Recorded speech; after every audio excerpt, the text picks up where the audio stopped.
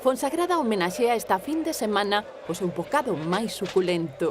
A 21ª Feira do Butelo inaugúrase este sábado e continuará durante a xornada do domingo na carpa instalada a carón do Concello.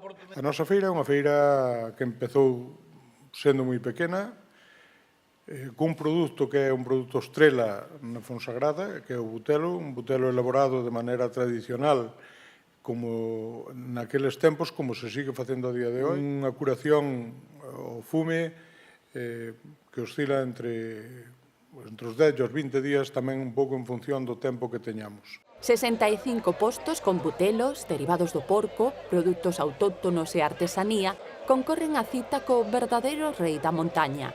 É xa todo un referente a nivel provincial, eu creo que incluso a nivel regional, e como casi en todos estes tipos de eventos, pois a Diputación financia parte destes gastos desta festa, neste caso con 6.000 euros a través do Plan Único. Con 11 toneladas de butelo vendidos e a asistencia de máis de 5.000 persoas, a Feira da Fonsagrada bateu o ano pasado todos os récords. A Fonsagrada, a xente é acolledora, como se disfruta da nosa gastronomía, como se disfruta da paisaxe, como se disfruta tamén daquel museo que temos a carón da carpa que se pode visitar e que é un museo etnográfico neste momento xa de referencia tamén.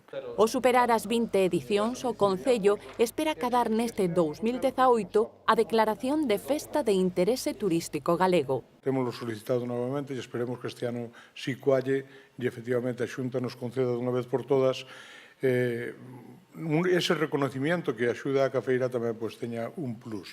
O domingo, como é tradición, terá lugar a entrega do Butelo Douro, distinción que este ano recae no ferreiro fonsagradino Oliverio Álvarez.